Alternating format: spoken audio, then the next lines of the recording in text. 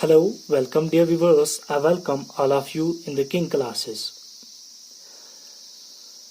आज जो टॉपिक हम डिस्कस करने जा रहे हैं वो रीजनिंग का सबसे इम्पॉर्टेंट टॉपिक है जिसको हम ब्लड रिलेशन के नाम से जानते हैं। ठीक है, तो रिश्तेदार तो हमें अक्सर हमारा दिमाग खा जाते हैं। एग्ज़ाम में ये किया, एग्ज़ाम में वो किया, तो उन्हीं रिश्तेदारों की मदद से हमें अब मार्क्स मिलने वाले हैं। तो इस ब्लड रिलेशन को सबसे ईजीएस्ट वे में मैं आपको कोशिश करूंगा समझाने की।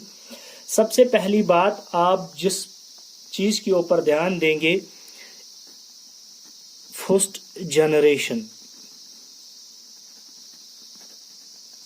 जनरेशन में आते हैं ग्रैंड पेरेंट्स।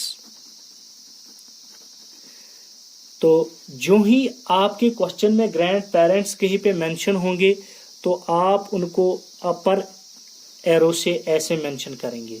ठीक है, अगर मेल है तो पॉजिटिव साइन लगाएंगे, अगर फीमेल है तो नेगेटिव साइन लगाएंगे। ठीक है, तो आगे चलेंगे। जो सेकंड जनरेशन होगी,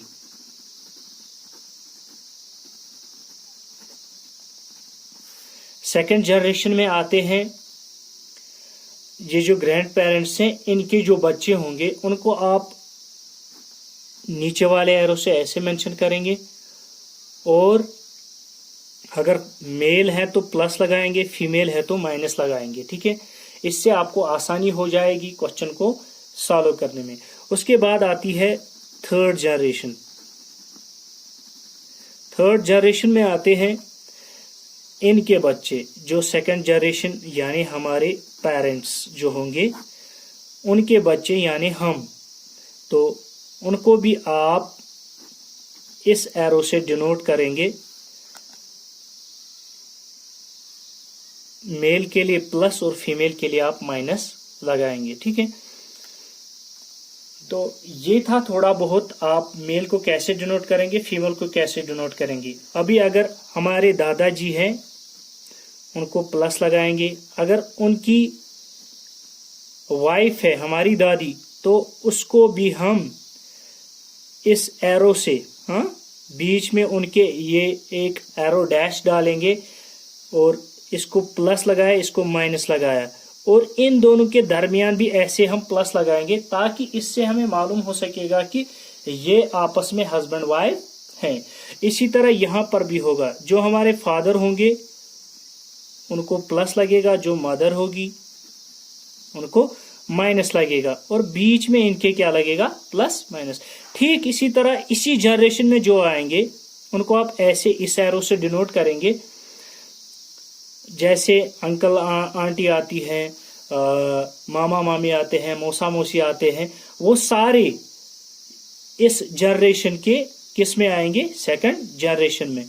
ठीक है, और रही फिर हमारी बात, बच्चों की बात, और जो हमारे कजिन्स वगैरह होंगे वो भी इसी जनरेशन में आएंगे। उनको भी आप जो मेल कजिन्स होंगे उनको प्लस से डिनोट करेंगे, जो फीमेल कजिन्स होंगे उनको आप नेगेटिव से डिनोट करेंगे, लेकिन ये आएंगे एक ही जनरेशन में।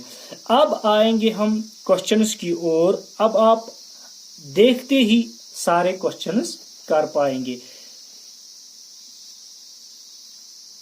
तो अब आ गया हमारा question number first. Pointing to a man on the stage, Rita said, he is the brother of the daughter of wife of my husband. How is the man on the stage related to Rita? Pointing to a man on the stage, Rita said. Rita ने कहा। अभी हम mention करेंगे किसको, रीता को।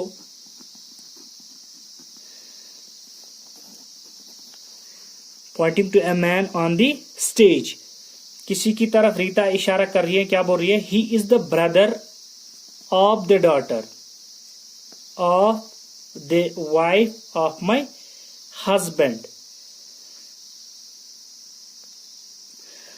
तो question क्या बता रहा है, रीता एक मैन की ओर इशारा कर रही है। ही is the brother of the daughter, वो भाई है किसकी बेटी का? Of the wife of my husband, of the wife of my husband, यानी वो कह रही है कि मेरे हस्बैंड की बेटी का भाई। How is the man on the stage related to Rita? तो जाहिर सी बात है वो जो भाई होगा इसकी बेटी का, तो वो इसका सन होगा। ठीक है, तो ये था हमारा पहला क्वेश्चन जिसको आपने आसानी से सॉल्व किया। इसके बाद में दूसरे क्वेश्चन की ओर आएंगे। अभी आप फोकस करेंगे दूसरे क्वेश्चन की ओर। Pointing towards a boy Veena said. अभी दूसरा क्वेश्चन है, वीना ने कहा एक बॉय की तरफ इशारा करते हुए, ही is the son of only son of my grandfather. पहली बात मैंने कही, ग्रैंडफादर आ गया यहाँ, इसको सबसे ऊपर वाली कैटेगरी में हम रखेंगे।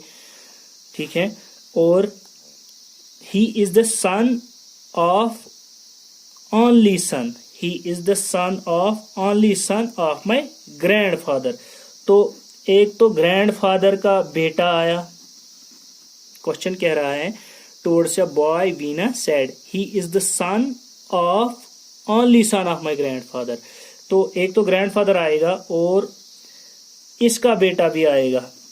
ठीक है, ये सारे प्लस कैटेगरी वाले आ रहे हैं। ठीक है, फिर क्वेश्चन क्या कह रहा है, how is that boy related to Veena? Pointing towards a boy Veena said he is the son of only son of my grandfather.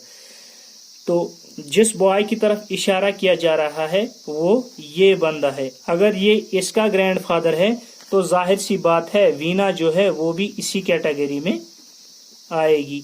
How is the man, how is that boy related to Veena? अब बताना है ये जो इसका बेटा है इसकी relation Veena के साथ क्या है।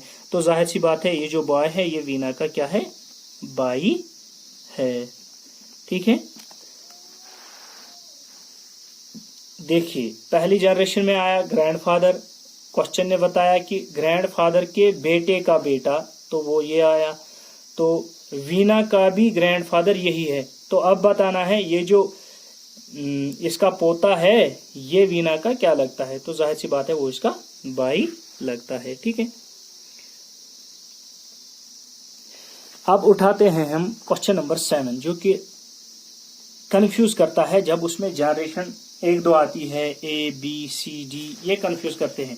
पहले आप क्वेश्चन पढ़ेंगे, D is B is father, D is B is father. मैं साथ में डिक्टेट भी करूंगा और सोल्यूशन भी थोड़ा बहुत लिखूंगा ताकि आपको आसानी होगी। मैं बाद में स्क्रीनशॉट्स भी आपको प्रोवाइड करूंगा क्वेश्चंस के। तो पहले क्वेश्चन पढ़ेंगे, D is B is father, D is B is father, उसका मतलब डी ऊपर वाली जनरेशन में, नीचे वाली जनरेशन में बी आएगा। तो ये कन्फर्म हो गया, ये पॉजिटिव है, ये फादर है तो पॉजिटिव है, आएगा, मेल है। तो बी का अभी मालूम करना है। B is C is sister in law, B किसकी सिस्टर इन लॉ है? सी की सिस्टर इन लॉ है।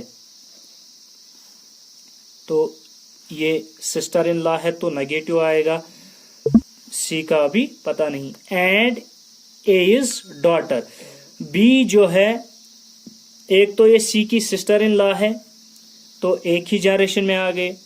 दूसरा and A is daughter, B जो है वो ए की बेटी है तो उसका मतलब क्या हुआ, ये ए उसकी माँ है तो ये दोनों आपस में क्या है? पति पत्नी है। ठीक है, how A is related to D. अब ए और डी, हाँ ए क्या लगती है डी की, तो जाहिर सी बात है वो उसकी क्या लगेगी? वाइफ लगेगी। ठीक है, वाइफ लगेगी। तो इसी तरह से आपको 1 बाय 1 स्टेप बाय स्टेप पढ़ना है क्वेश्चन और आपको इसी तरह से डायग्राम बनानी है जिससे आपको आसानी हो जाएगी। जब आप इसमें बहुत प्रैक्टिस आप करेंगे तो आप बहुत जल्दी इसको करने वाले हैं। ठीक है, तो हमने तो आपको मेथड बता दिया कि कैसे आप क्वेश्चंस को सॉल्व करेंगे, लेकिन आगे जाके आपको खुद बहुत सारी प्रैक्टिस करनी है। तो गूगल पर आपको बहुत सारे क्वेश्चंस मिलेंगे, रीजनिंग के पेपर्स भी अवेलेबल होंगे, आपको जितनी हो सके उतनी प्रैक्टिस करनी है।